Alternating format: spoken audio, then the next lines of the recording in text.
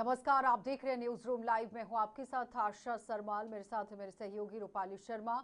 और अगले 40 मिनट तक कौन कौन सी खबरें आप हमारे साथ देखने वाले हैं वो जल्दी से आपको एक एक करके दिखाते चले।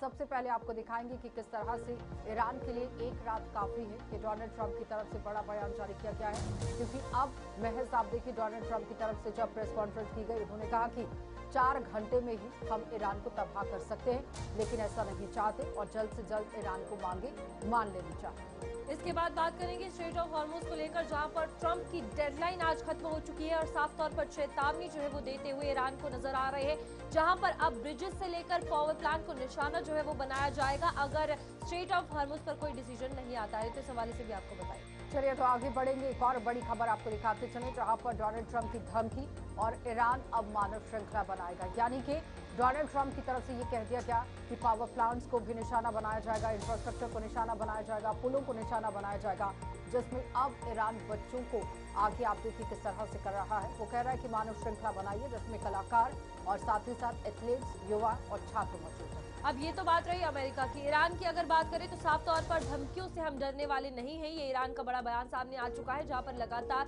ट्रंप जो है ईरान में तबाही की बात कर रहे हैं, लेकिन ईरान भी अपना नॉन नेगोशिएबल वाला जो बिहेवियर है वो सामने रखता हुआ नजर आ रहा है। और ये कहा जा रहा है कि ईरान का साफ तौर पर कहना है, जंग जब तक चलेगी हम चलाएंगे। उसके बाद आपको लिए चलेंगे 5 राज्यों की तरफ, जहां पर अलग अलग राज्यों में चुनाव है, लेकिन फिलहाल 3 राज्यों में चुनाव प्रचार आज थम जाएगा। असम, केरल, पुडुचेरी में 9 अप्रैल को चुनाव होना है, 4 मई को रिजल्ट आना है, लेकिन परिस्थितियां क्या कुछ रही वो आपको दिखाएंगे। तो चलिए शुरुआत करेंगे न्यूज रूम लाइव की बड़ी खबर के साथ ही इस वक्त की शुरुआत करते चले, जहां पर आप देखिए किस तरह की ईरान, इजराइल और अमेरिका जंग की बड़ी अपडेट। डोनाल्ड ट्रंप ने प्रेस कॉन्फ्रेंस कर ईरान को धमका दिया है, एक रात में ईरान को तबाह कर सकते हैं। डोनाल्ड ट्रंप की तरफ से कहा गया, कभी भी ईरान पर हमला कर सकते हैं, हमारी जैसी सेना किसी के पास नहीं है। अपनी सेना को सराहा गया है। राष्ट्रपति अमेरिका के डोनाल्ड ट्रंप बीती रात ही प्रेस कॉन्फ्रेंस करते हैं और तमाम बड़ी बात सामने रखते हैं। हमारे पास एक और यहाँ पर प्लान है और अमेरिका प्लान बी पर काम कर रहा है। हर ब्रिज ईरान में यहाँ मंगलवार रात 12 बजे तक तबाह करने की भी बात उन्होंने कह दी। उन्होंने कहा कि हर ब्रिज को यहाँ पर तबाह कर दिया जाएगा, पावर प्लांट को भी निशाना बनाया जाएगा। बिल्कुल, इसी के साथ आपको बता दें कि ये भी कहा जा रहा है कि ये 4 घंटे के अंदर हो सकता है जो तबाही अमेरिका ईरान के अंदर करेगा, और अगर वो चाहे तो। और ये भी कह रहे हैं कि वो ये नहीं चाहते कि ऐसा हो, लेकिन पूरा देश एक रात में खत्म हो सकता है। और ट्रंप ने पूरी तरीके से अपने आप को किस तरह सुप्रीम पावर और एक डोमिनेटिंग बिहेवियर जो है वो दिखाते हुए तमाम बड़ी बातें जो है वो कही है। और ये भी कहा है कि अगर ईरान अमेरिका की शर्तें मान ले तो हो सकता है कि युद्ध जल्द खत्म हो। और इन तमाम चीजों को लेकर फिलहाल कुछ समय जो है वो ईरान को दिया गया है, लेकिन इस बीच अब सिचुएशंस क्या बनती है ये भी बड़ी बात है। और कल आप देखिए कि जिस तरीके से साफ तौर पर ईरान ने बातचीत को लेकर जिसमें मीडिएटर पाकिस्तान बनता हुआ नजर आया था, उसमें भी मना कर दिया। उसके बाद ट्रंप की कुछ बड़ी बातें जो है वो निकलकर सामने आ रही हैं। इस तमाम चीजों में एक रात में पूरा ईरान खत्म कर सकते हैं और वो रात कल भी हो सकती है। ये ट्रंप का साफ तौर पर कहना है कि अमेरिका में इतनी क्षमता है। तो फिलहाल तमाम बड़ी बातें रखी गई हैं, जिसमें 200 लोगों ने एक सैनिक को रेस्क्यू किया है। बताते चले कि पायलट को जब रेस्क्यू किया गया है तो 200 सैनिकों को भेजा गया था। ऑपरेशन यहां पर इस तरह का कभी नहीं हुआ है। डोनाल्ड ट्रंप की तरफ से कहा गया, हमारी सेना ने अद्भुत साहस दिखाया है, हमने अपने पायलट को बचा लिया है। ये एक बड़ा ऑपरेशन अमेरिका की तरफ से किया गया है और ये इतिहास के पन्नों में लिखा जाएगा, क्योंकि अमेरिका के इतिहास में ऐसा ऑपरेशन अभी तक नहीं हुआ है। सबसे कठिन रेस्क्यू था। जैसे हमारी सेना है, किसी के पास ऐसी सेना नहीं है। नंबर 1 आर्मी यहाँ अमेरिका के पास है और इसमें कोई दो राय नहीं है। लेकिन फिलहाल हमारा सैनिक घायल हुआ, 155 सैन्य विमानों के साथ रेस्क्यू ऑपरेशन चलाया गया। ये तमाम बड़ी बातें डोनाल्ड ट्रंप की। हमारे पायलट को ईरानी नहीं पकड़ सके, ईरान से पायलट को हम सुरक्षित वापस लाए हैं और अब हमारा प्लान बी यहाँ पर तैयार है। तो हम दुश्मन के इलाके में अंदर तक घुसे, ईरान से दोनों पायलट को भी सुरक्षित निकाला गया। लेकिन फिलहाल अब यहाँ पर हमारे बी प्लान ने ईरान को उलझा दिया है और किसी ने हमारे प्लान को लीक किया है। प्लान लीक करने वाले की तलाश जारी है और एक अमेरिकी F-15 विमान को लेकर भी जानकारी दी है कि वो फिलहाल अमेरिका की तरफ से जो है वो ऑफिशियल कंफर्मेशन दिया गया कि हिट किया गया था ईरान की तरफ से। और इस बीच दूसरे की अगर बात करें तो उसके पायलट्स निकाले गए हैं और हमने खुद अपने विमानों को नष्ट किया है, ये भी वो कह रहे हैं। क्योंकि पहले भी जब ईरान की तरफ से वीडियो वायरल हुई थी तो ये ऐसा कहा गया था कि अमेरिका ने खुद उसे नष्ट किया है और हम नहीं चाहते हमारे विमान किसी के हाथ लगे। तो ये ओवरऑल एक सिचुएशंस है, नैरेटिव है जो सेट किया जा रहा है। हालांकि हम इन तमाम चीज़ों को सुनकर और देखकर अंदाज़ा लगा ही सकते हैं कि खुद को बड़ा बताने के लिए ये तमाम बड़े बयान जो है वो दोनों देशों की तरफ से, चाहे अमेरिका हो या फिर ईरान हो, वो करता हुआ नजर आ रहा है। Today to celebrate the success of one of the largest, most complex, most harrowing combat searches. I guess you would call it a search and rescue mission ever attempted by the military. Generally, when planes are knocked down in war, especially when you're fighting a strong group, an evil group, you can't really do this because you send in 200 men to pick up one, and it's something that's usually not attempted as much as you want to attempt. And bad things happen to that one or two.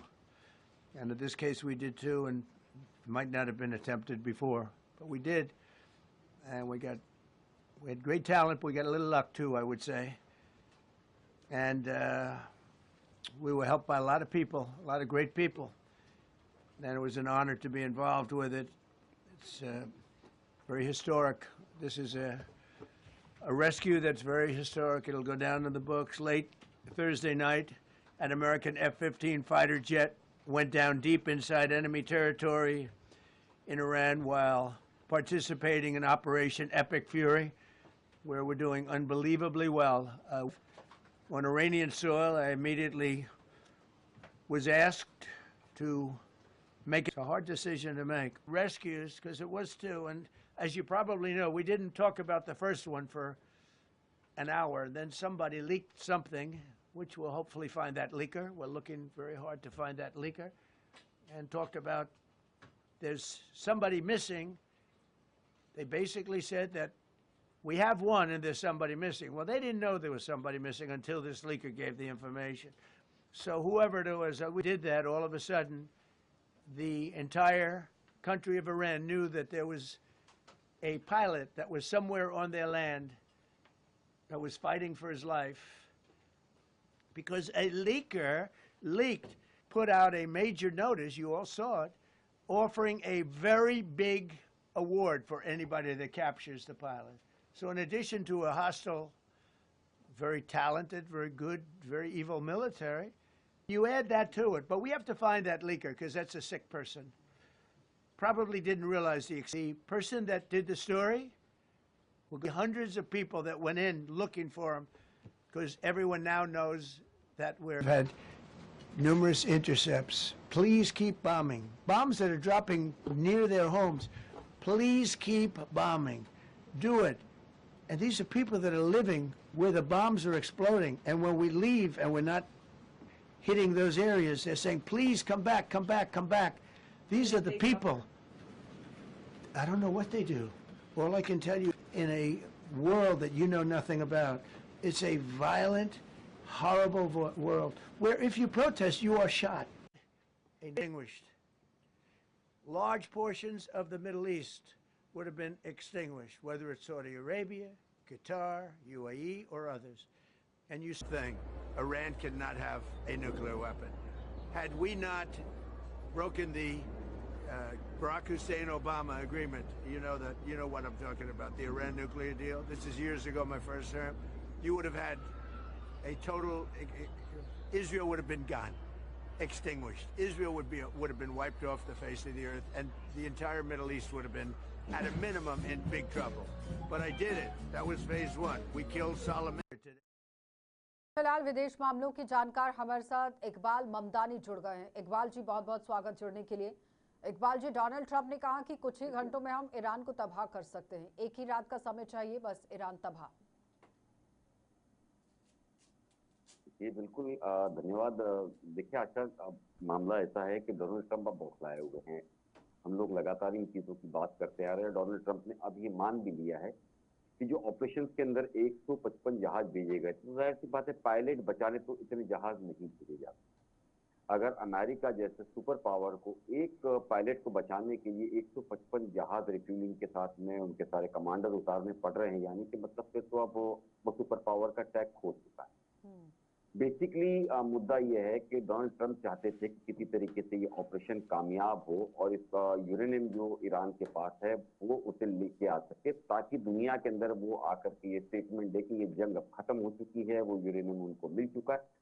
लेकिन America के विपरीत जो दावा है वो Iran का है। Iran ने ये कहा है टोटल हेलीकॉप्टर्स और प्लेन जो है वो 11 उसने मार गिरा है। इस मामले के अंदर अमेरिका खामोश है। F-15 को लेकर के तो इन्होंने मान लिया है कि वो नुकसान हुआ है, लेकिन सबसे बड़ी बात आप देखिए इसके अंदर डोनाल्ड ट्रंप अब मान रहे हैं कि कोई तो है जो सारी खबरें दे रहा है। लेकिन अगर मैं 5 या 6 दिन पहले की वॉशिंगटन पोस्ट की खबर आप देखेंगे तो उसके अंदर इस ऑपरेशन के बारे में किस तरह होगा, क्या होगा, सारी जानकारियां दी थी, लेकिन दुनिया ने इसे मजाक नहीं लिया था। लेकिन मुझे लगता है ईरान बहुत गंभीरता से ले रहा था और इस पूरे मामले के अंदर अगर आप देखेंगे इकबाल तो लाइव ममदानी लोकेशन जो जी, सेटेलाइट है, आपको फतह करना होता है, वो आप 10 सैनिकों के साथ करें, 100 के साथ करें, 200 के साथ करें, मायने नहीं रखता है। आपने अपना पायलट निकालना था, आपने रेस्क्यू किया, आपने अपने ट्रूप्स को उतारा और आप अपने पायलट्स को लेकर वापस आ गए सुरक्षित। उसके बाद आप ही ने अपने विमान को क्रैश कर दिया, आप ही ने उसे खत्म कर दिया कि ईरान के हाथ नहीं लगना चाहिए। लेकिन ईरान ने कहा कि वो हमने खत्म किया है। ठीक है, जंग में सब कुछ चलता है, लेकिन अब सवाल यहाँ पर ये है कि जिस तरह से लीकेज की बात हो रही है, वो ईरान के अंदर कोई शख्स ऐसा मौजूद है या फिर अमेरिका के अंदर शख्स ऐसा मौजूद है जो दोनों कंट्रियों को इधर की उधर की पूरी जानकारी साझा कर रहा है, जिसकी वजह से ऐसी परिस्थितियां बन रही हैं। लेकिन स्ट्रेट ऑफ हार्मोज को खोलने का जो एक बड़ा दावा डोनाल्ड ट्रंप कर रहे हैं, क्या वो शाम तक कोई उस पर प्रतिक्रिया ईरान की तरफ से आएगी? क्योंकि ईरान तो स्टैंड बाय पे है, वो कह रहा है कि जंग की वजह से जो हालात इस वक्त बने हुए हैं वो बिल्कुल भी परिस्थितियां बदलने वाली नहीं, हम डरने वाले नहीं हैं।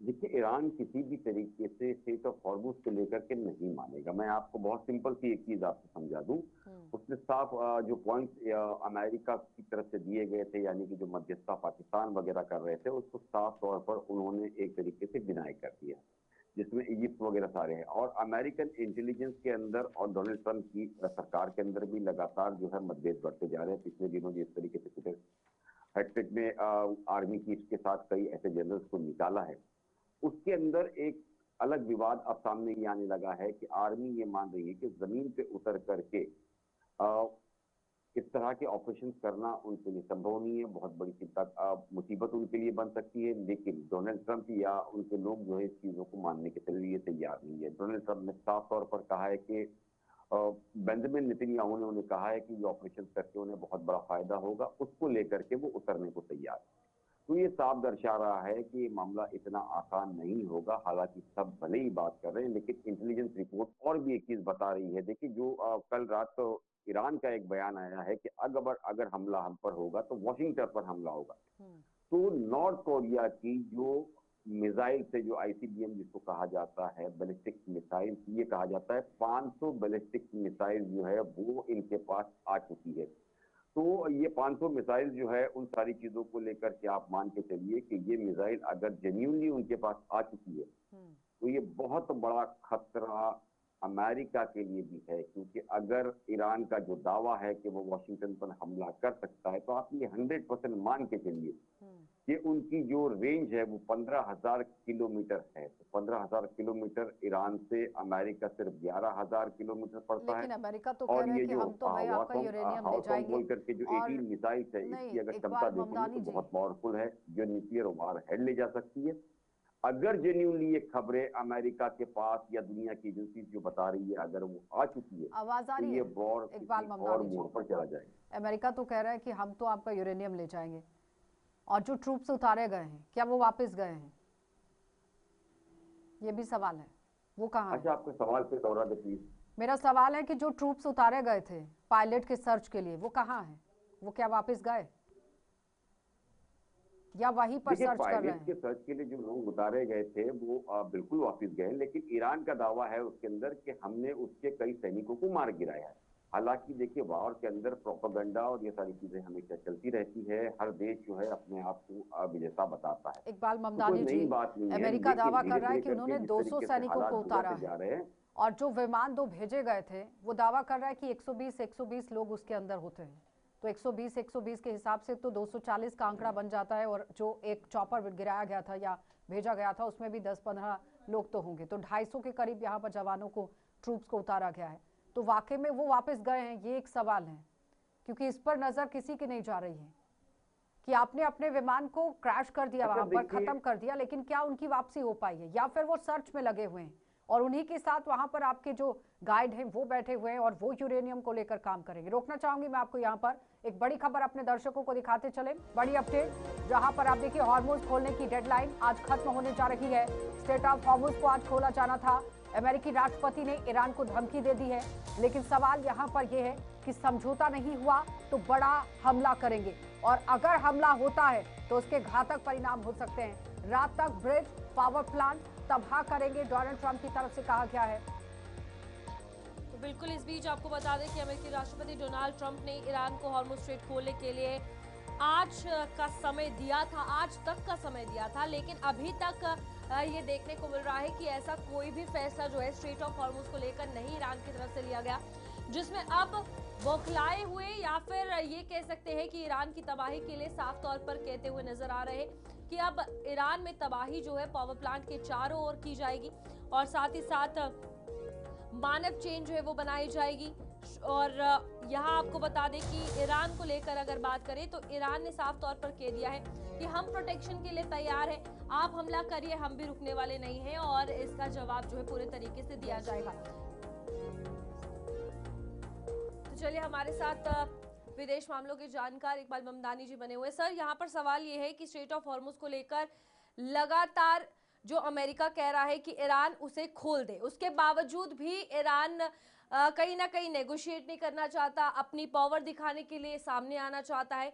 इस बीच अगर ये नहीं खोला जाता है तो ये अमेरिका के बयान सिर्फ एक नैरेटिव सेट करना है, साइकोलॉजिकली वॉर बनाना है, या फिर कोई और स्ट्रैटेजी है इसके तहत? और रूपाली देखिए, ये स्ट्रेट ऑफ हॉर्मुज के ऊपर समझौता नहीं हो सकता है ईरान की जानिब। उसकी वजह है कि दुनिया भी अब समझ रही है कि स्ट्रेट ऑफ हॉर्मुज के अंदर जो है लगातार ईरान जो है बढ़त बनाए हुए, और अमेरिका हर मोर्चे पर नाकाम रहे, चाहे स्ट्रेट ऑफ हॉर्मुज हो, खार्ग आइलैंड हो, या आर्मी उतारने की बात हो, हर जगह पर जो अमेरिका है उसको एक तरीके से मुंह की खानी पड़ी है। दुनिया समझ रही है कि ईरान हावी है, ईरान सारी शर्तों पर नहीं मानेगा। दूसरा, आप देखिए चाइना और रशिया वो भी खुल करके अब धीरे धीरे करके सामने आने लगे। उन्होंने कहा कि इस जंग को रुकनी चाहिए, उसकी मध्यस्थता करने वो तैयार है, लेकिन ईरान के साथ जो हुआ है वो गलत हुआ है। तो एक बात साफ है कि अब जिस तरीके से इस जंग को लेकर के मामला दोनों तरफ से बढ़ते जा रहे हैं, एक तरफ अमेरिका और इजराइल की बात की जाए और दूसरी तरफ दुनिया जो है आप देखिए अलग अलग हिस्सों में बढ़ती जा रही है। ईरान जो है स्ट्रेट ऑफ हॉर्मुज से, जो कि अमेरिका के साथ यूरोपियन कंट्रीज थी या जो उनके दुश्मन थे, उनको वहां जाने की इजाजत दे रहा है, यानी कि वो एक तरफ फूट करो और राज करो की भी राजनीति को तैयार है। इसलिए चाहे यूरोप कंट्री के साथ में जितने लोग हैं इकबाल वो इस ममदानी लड़ाई के जी, अंदर आने को तैयार अगर है। ईरान दूसरा, जो जीत रहा यूरोपियन है वो कंट्रीज डर इस वक्त नहीं अमेरिका रहा के है साथ थी, तो वो ह्यूमन अब ये चेंज मानने लगी है कि ये जो जंग हुई इकबाल है ममदानी जी, ये एक तरीके से ह्यूमन नाहक चेन जंग बनाने है, की ईरान जरूरत के क्या ऊपर पड़ गलत गई? हमला हुआ है। इन सारी चीजों को लेके यूरोपियन कंट्रीज हो और उसके बाद जापान, ऑस्ट्रेलिया जितनी बड़ी कंट्रीज हो, मेरी इस आवाज वक्त आ रही अमेरिका है? के साथ नहीं है। इकबाल ये भी एक ममदानी नुकसान जी, अमेरिका को उठाना पड़ सकता है। मेरी आवाज आ रही है? इकबाल ममदानी जी, जी अगर ईरान के पास बताइए। पर्याप्त जी मात्रा जी में बताइए। हथियार हैं, सब कुछ है, और ईरान जंग को जीत रहा है, बिल्कुल नीचे जाने की कोशिश में नहीं है, तो ह्यूमन चेन बनाने की जरूरत क्या है? बच्चों को आगे डालने की जरूरत क्या है? कलाकारों को आगे ले जाने की जरूरत क्या है? एथलीट्स को आगे ले जाने की जरूरत क्या है? अच्छा जी, मैंने ये नहीं कहा कि वो जीत रहे हैं, दुनिया समझ रही है कि वो जीत रही है। मैं जीत और हार का फैसला करने वाला नहीं, कोई आपने हूँ। कहा कि ईरान पीछे एक नहीं हट रहा जंग के है, अंदर ईरान जो बहुत है, बेबाकी से डटा हुआ मैं है। वही बता अगर रहा हूँ डटा उसके। हुआ है और वो महसूस कर रहा है कि हम जंग को फतह कर रहे हैं, तो आपको ह्यूमन चेन बनाने की जरूरत क्या पड़ रही है? आप आम लोगों को आगे क्यों कर रहे हैं? अगर वहां पर हमला होता है अमेरिका की तरफ से, ह्यूज नंबर ऑफ वहां पर कैजुअलिटीज होगी कि नहीं होगी? देखिए, ये हमला जो है वो सिविलियंस पे हो रहा है, और जंग के कायदे के हिसाब से किसी भी सिविलियन ठिकाने पर आप हमला नहीं कर सकते। लेकिन इजराइल और अमेरिका दुनिया के अंदर एक ऐसी ताकत है कि वो मानते हैं कि वो जो चाहे जहां चाहे कब्जा कर सकते हैं। अगर अमेरिका की बात करें तो अमेरिका कब्जे से बना है, इजराइल की बात करें तो इजराइल कब्जे से बना है। इस जंग के ममतानी जी, शुरुआती दिन के आपको नहीं अंदर हम लगता है देखें कि कि जो अब ये बच्चे जंग मारे गए सिर्फ और थे सिर्फ 165, इज्जत पर आकर बन गई है, चाहे वो अमेरिका है, इजराइल है, ईरान है? अमेरिका को पता है, डोनाल्ड ट्रंप को भी पता है कि अब चुनाव है, अगर तो इस जंग का कुछ नहीं हुआ तो डोनाल्ड ट्रंप का करियर तो खत्म, वैसे वो तो वैसे भी अब 3 साल के बाद आने नहीं वाले हैं। इजराइल की तरफ से अगर कोई जवाब दिया जाता है तो अमेरिका उस पर कार्रवाई करेगा।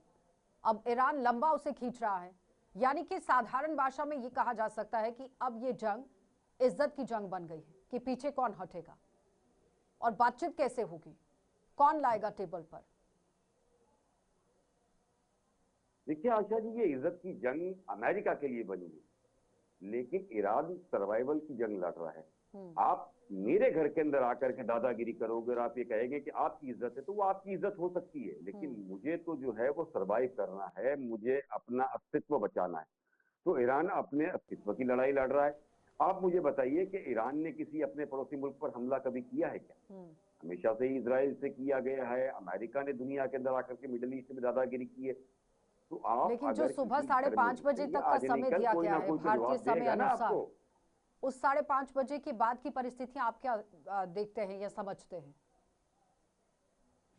देखिए, पॉसिबिलिटी है कि ईरान के ऊपर एक बहुत बड़ा हमला किया जा सकता है, लेकिन ये भी सच्चाई है कि ईरान उसका पलटवार करेगा।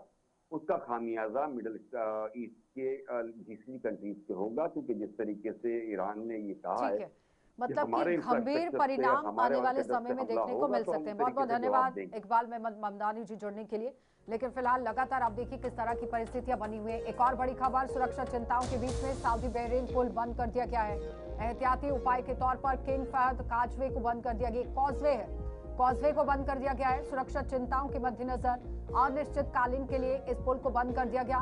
25 किलोमीटर का महत्वपूर्ण संपर्क मार्ग अब प्रभावित हो गया है। और साथ ही बताते चलें कि यहाँ पर अब आप देखिए किस तरह से सऊदी और बहरीन के बीच में जो पुल था उसे बंद कर दिया गया है, कॉजवे को बंद कर दिया गया है। किंग फहद कॉजवे है जिसे एहतियाती तौर पर बंद कर दिया गया है, क्योंकि अमेरिका की तरफ से साफ शब्दों में ये कहा गया कि हम पुलों को और साथ ही साथ ऊर्जा की जितने भी ठिकाने हैं उसे निशाना बनाएंगे। और उसके साथ ही ईरान की तरफ से पलटवार किया गया है कि अगर इंफ्रास्ट्रक्चर पर अटैक करने की कोशिश होती है तो उसी तरह का मुंहतोड़ जवाब यहां पर अमेरिका और इजराइल को भी दिया जाएगा। तो बिल्कुल ये एहतियाती कदम उठाते हुए साफ तौर पर आपको बता दें कि किंग फहद कॉजवे को जो है वो बंद कर दिया गया है। और ट्रंप ने ईरान के बुनियादी ढांचे पर हमले की चेतावनी जो है वो दी है, जिसके चलते तमाम जितने भी इंफ्रास्ट्रक्चर है, ईरान ने कड़ी जवाबी कार्रवाई की धमकी भी दी है कि अगर वहां पर कुछ किया तो उसका कड़ा जवाब जो है वो दिया जाएगा। इसी के साथ ईरान ने अगर बात की जाए तो अभी आपको बता दें कि फिलहाल ये साफ तौर पर जो किंग फहद कॉजवे है, जो कि सऊदी और साथ ही साथ बहरीन को एक साथ जोड़ता है, उसे पूरे तरीके से बंद कर दिया है। क्योंकि इंफ्रास्ट्रक्चर से लेकर पावर प्लांट से लेकर तमाम ब्रिजेस उड़ाने की बात जो है वो अमेरिका ने धमकी में दी है। और इस बीच ये यानी कि किंग फहद कॉजवे जो है वो काफी ज्यादा महत्वपूर्ण यानी इम्पोर्टेंट जो है वो माना जाता है, रणनीतिक भी तरीके से और आर्थिक मार्ग के तौर पर भी ये दोनों इसके इम्पोर्टेंस जो है वो देखने को मिलते हैं सऊदी और बहरीन के बीच। इसी के बीच आपको बता दें कि सुरक्षा कारणों के चलते ये बड़ा फैसला जो है वो ले लिया गया है। और आज क्या कुछ सिचुएशन बनेगी, क्योंकि लास्ट डे था स्ट्रेट ऑफ हॉर्मुज को खोलने की बात, जिस तरीके से अमेरिका ने कही थी कि जल्द से जल्द जो है वो आज यानी 7 अप्रैल तक खोल दिया जाए। और अगर ऐसा नहीं होगा तो भारी तबाही, गंभीर परिणाम ईरान को भुगतने होंगे। तो इस बीच दोनों तरफ अमेरिका कह रहा है कि पावर प्लांट इंफ्रास्ट्रक्चर उड़ाए जाएंगे, ईरान कह रहा है कि अगर ऐसा हुआ तो हम भी जवाबी कार्रवाई करेंगे। तो झुकने वाला कोई नहीं है, कॉन्फ्लिक्ट बढ़ता हुआ और सिचुएशन और बिगड़ती हुई नजर आ रही है। तो फिलहाल आप देखिए कॉजवे को बंद कर दिया गया है, क्योंकि स्ट्रेट ऑफ हॉर्मुज को खुलवाने के लिए अमेरिका किसी भी हद तक जा सकता है। और जानकार भी ये मान रहे हैं कि जो डेडलाइन दी गई है ये अंतिम डेडलाइन है और लास्ट मोमेंट पर आप देखिए किस तरह से एक बड़ा हमला हो सकता है, जिसके लिए ईरान ने अपनी तैयारी शुरू कर दी है, अपने ह्यूमन चेन बनाने शुरू कर दिए हैं ईरान की तरफ से। और ट्रंप ने ईरान के बुनियादी ढांचे को अब गिराने का फैसला ले लिया है। ईरान ने कड़ी जवाबी कार्रवाई की भी धमकी दे दी है। और साथ ही साथ स्ट्रेट ऑफ हॉर्मुज को खुलवाने को लेकर जो संकट इस वक्त है वो और बढ़ता दिख रहा है, क्योंकि मिडिल ईस्ट के देशों के अंदर आप देखिए आर्थिक तौर पर भी स्थिति कमजोर होती चली जा रही है। तो एक और बड़ी खबर, जहां पर ट्रंप की धमकियों पर न्यूजीलैंड के प्रधानमंत्री ने भी अपनी प्रतिक्रिया दे दी है। ट्रंप की धमकियां जंग खत्म नहीं करेंगी, ये पीएम की तरफ से कह दिया गया। पीएम लक्सन की तरफ से ये बड़ा बयान जारी किया गया है और ज्यादा सैन्य कार्रवाई की जरूरत नहीं है, क्रिस्टोफर लक्सन कह रहे हैं। वो कह रहे हैं कि ट्रंप की धमकियां हालात को और बिगाड़ सकती हैं, क्योंकि ट्रंप अपनी जुबानी पर बिल्कुल भी कंट्रोल नहीं रख पा रहे हैं। क्योंकि कल उन्होंने जिस तरह की भाषा का इस्तेमाल किया, वो आप देखिए किसी भी तरह से कोई भी मान नहीं पा रहा था। हर एक देश ने उसकी कड़ी निंदा की है। न्यूजीलैंड के प्रधानमंत्री की तरफ से एक बड़ा बयान जारी किया गया।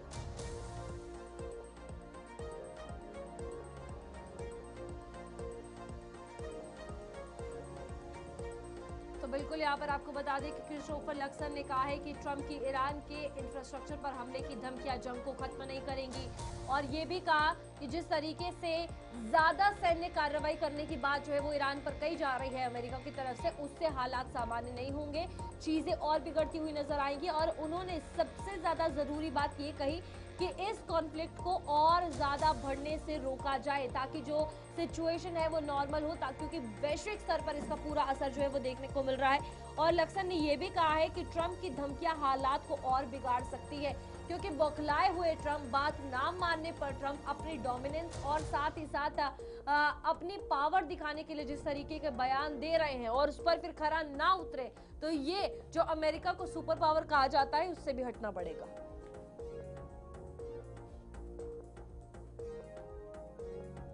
चलिए एक और बड़ी खबर, ईरान ने ट्रंप के बयान पर भी पलटवार कर दिया है। ये बड़ी अपडेट, जहां पर धमकियों से हम डरने वाले नहीं हैं, ईरान की तरफ से कहा गया, और धमकियों से ऑपरेशंस पर कोई असर नहीं पड़ेगा। लापरवाह धमकियों से आक्रामक ऑपरेशन पर कोई असर पड़ने वाला नहीं है और ना ही यूएस की बेइज्जती यहां पर मिटेगी।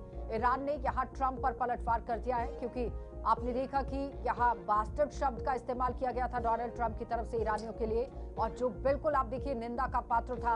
हर एक देश ने उसकी निंदा की है, लेकिन धमकियों के बीच में ईरान बिल्कुल भी पीछे हटने वाला नहीं है। ईरान की तरफ से डोनाल्ड ट्रंप की तमाम बड़ी धमकियां और बातों को लेकर पलटवार किया गया है। उन्होंने कहा कि ऑपरेशन जिस तरह से चल रहे हैं उसी तरह से चलते रहेंगे, बिल्कुल भी ऑपरेशन रुकने वाला नहीं है। और साथ ही ये भी बताते चलें कि धमकियों से यहाँ पर ऑपरेशन ईरान बिल्कुल भी रोकेगा नहीं। और डोनाल्ड ट्रंप की तरफ से शायद यहाँ जिस तरह से शर्त रखी गई थी, साफ शब्दों में ये कहा गया था कि स्ट्रेट ऑफ हॉर्मुज को खोल दीजिए, वरना काफी तरीके से घातक परिणाम आपको झेलने पड़ सकते हैं। तो ईरान उसके लिए पूरी तरह से तैयार है और उन्होंने कहा कि रिटेलिएट भी मुंह तोड़ जवाब के तौर पर किया जाएगा। तो बिल्कुल यहाँ पर अब आप देखिए कि साफ तौर पर ईरान भी ट्रंप के बयानों को लेकर कड़ा पलटवार करता हुआ नजर आ रहा है। और बड़ी बात यह है कि ईरान ने हमेशा ये कहा कि अमेरिका से हमला किया गया और हमने जो भी चीजें की है वो अपने डिफेंस में की है। और इस बीच भारी तबाही दोनों जगह, हालांकि ईरान को ज्यादा नुकसान भी हुआ है, लेकिन अब धमकियों से ऑपरेशन पर कोई असर नहीं पड़ेगा, जंग रुकेगी नहीं, जितनी देर चलाना चाहते हैं चलेगी। और ओवरऑल ये तमाम बड़े स्टेटमेंट्स जो है वो भी ईरान देता हुआ नजर आ रहा है, जिससे साफ तौर पर पता चल रहा है कि ईरान भी झुकने वाला नहीं है।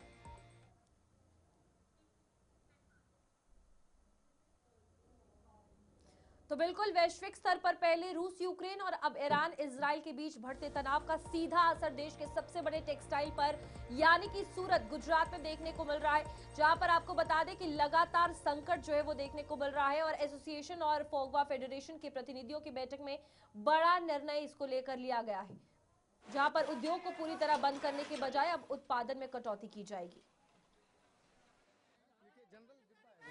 मिडल ईस्ट में चल रहे युद्ध की असर अब टेक्सटाइल मार्केट पे देखने को मिल रही है। कारीगरों के समय में भी कुछ फेरफार करने में आए हैं हमारे साथ इस वक्त उद्योगपति जो मौजूद है, हम इनसे जानेंगे कि किस तरह का असर देखने को मिल रहा है और क्या फैसला लिया गया है। जी, आपका परिचय दीजिए और क्या फैसला लिया गया है। विजय मांगुकिया, सूरत वीवर्स एसोसिएशन के प्रेसिडेंट। देखिए 6 करोड़ मीटर का प्रतिदिन का जो प्रोडक्शन है, उसमें जो कामदार है वो होली धुलेटी के समय से जो गांव गए हैं, जो हर साल जाते हैं, वो 1.5 से 2 लाख कामदार वापस नहीं आए। और यहाँ जब आने का समय हुआ, वापस आने का समय हुआ, तब जाकर खाड़ी देशों के अंदर युद्ध शुरू हुआ। और युद्ध के कारण कई परिवारजनों ने अपने स्वजनों को वहाँ बुला लिया, और इसलिए बुला लिया कि आगे कोरोना काल के अंदर लॉकडाउन जैसी स्थिति के अंदर जो परिस्थिति का निर्माण हुआ था, तुरंत तुरंत लॉकडाउन हो गया था।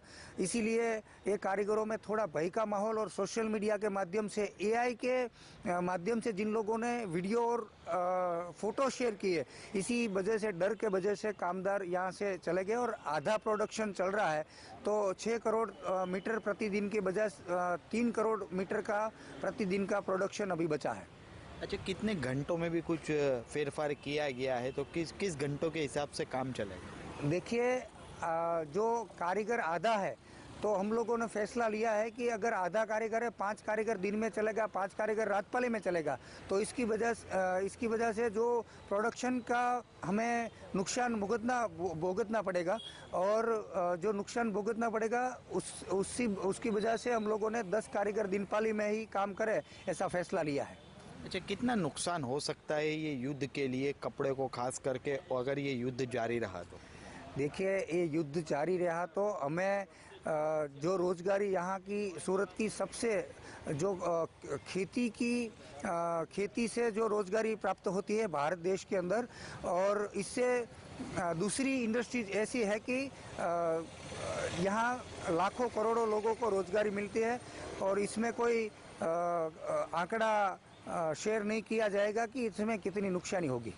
अच्छा, तो इस तरह फिलहाल हमने देखा कि युद्ध को लेकर कारीगर जो है वो डरे हुए हैं। एआई के वीडियो देख कर सूरत ना आने के लिए जो है एक डर बन चुका है उनके अंदर, और गांव में ही रह रहे, जिसका असर साफ तौर से कपड़ा उद्योग पे देखने को मिल रहा है। और ख़ासकर जिस तरह से कारीगर गुजरात आने के लिए जो है तैयार नहीं है, उसकी वजह वीडियो है और देख कर डरे हुए हैं, तो इसका असर अब कपड़ा उद्योग पर भी देखने को मिल रहा है।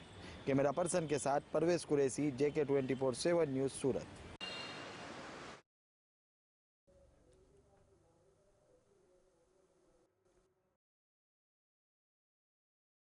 सीधा आपको लिए चलेंगे, राजनाथ सिंह पश्चिम बंगाल में पहुंचे हुए हैं, क्या कुछ कह रहे हैं वो देख लीजिए। मैं आप सबसे कहना चाहता हूं, जिस पश्चिमी बंगाल की धरती पर पश्चिमी बंगाल की मां की कोख से पैदा हुए बंकिम बाबू ने भारत को एक नई चेतना दी है, भारत को एक नई जागृति देने का काम किया है। बहनों भाइयों, इसीलिए भारतीय जनता पार्टी ने सोचा कि उनका वंशज, उनके परिवार का कोई न कोई सदस्य भारतीय जनता पार्टी का कैंडिडेट बनना चाहिए। इसीलिए हम लोगों ने इन्हें चुनाव के मैदान में उतारा। मैं याद दिलाना चाहता हूं आपको, महान भक्त गोपाल कृष्ण गोखले, उन्होंने यह कहा था, भारत के अंदर वह ताकत है, भारत के अंदर वो ऊर्जा है कि भारत जो कल सोचने वाला होता है, बंगाल पहले ही सोच लेता है। बंगाल की यह सबसे बड़ी अहमियत की जानकारी लोगों को उन्होंने दी थी। यहाँ के लोग, चाहे कला हो, चाहे शिक्षा हो, चाहे संस्कृति हो, चाहे साहित्य हो, हर क्षेत्र में हिंदुस्तान में किसी राज्य के लोग यदि आगे रहे हैं, पश्चिमी बंगाल के लोग रहे हैं। बहनों भाई, इसी बंगाल ने सत्येंद्र नाथ बोस, जगदीश चंद्र बसु, अमल कुमार राय जैसे महान वैज्ञानिक पैदा किए हैं इसी बंगाल की धरती ने। और इतना ही नहीं, सारे देश में उद्योग, इन्वेस्टमेंट, पूरा देश आगे जा रहा है। लेकिन यदि कोई एक राज्य इन्वेस्टमेंट के मामले में आगे नहीं जा पा रहा है, निवेश के मामले में आगे नहीं जा पा रहा है, तो केवल और केवल पश्चिमी बंगाल है मेरे बहन भाइयों। क्योंकि यहाँ पर टीएमसी की सरकार है, यहाँ की मुख्यमंत्री यहाँ पर इन्वेस्टमेंट होने नहीं देती है। सारा देश इंडस्ट्री के मामले में, इन्वेस्टमेंट के मामले में आगे बढ़ता जा रहा है, लेकिन यहाँ जो इंडस्ट्रीज थी, वह इंडस्ट्रीज भी बाहर जा रही हैं।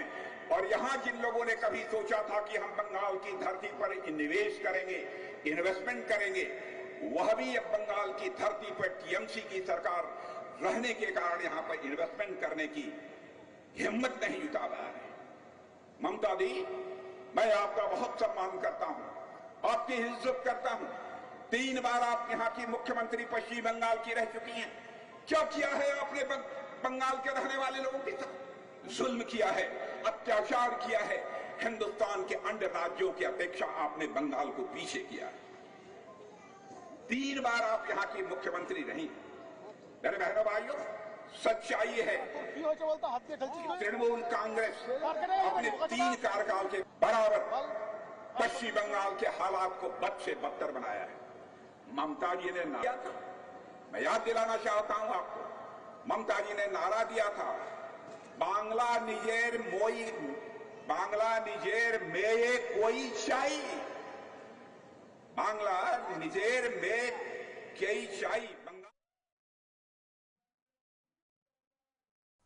चलिए, तो राजनाथ सिंह को आप सुन रहे थे पश्चिम बंगाल के चुनावों को लेकर। आप देखिए स्टार प्रचारकों की लिस्ट जिस तरह से जारी हुई है और अब यहां पर चुनाव सरगर्मियां लगातार तेज हो गई हैं, लेकिन ममता बनर्जी को घेरते हुए राजनाथ सिंह अपनी बात रख रहे थे। अब आपको सीधा असम लिए चलते हैं, अमित शाह क्या कुछ कह रहे हैं, देखिए।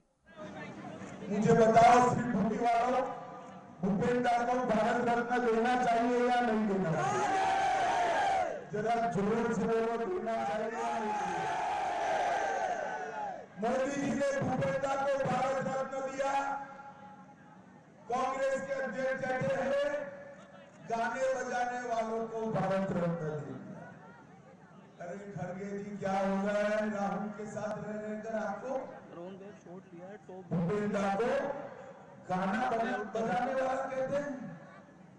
राहुल के संपर्क का इतना असर हो गया है, वो लाइव पे आ जाएगा। भारतीय संस्कृति के राजदूत है, हमारे कल्चर के राजदूत है।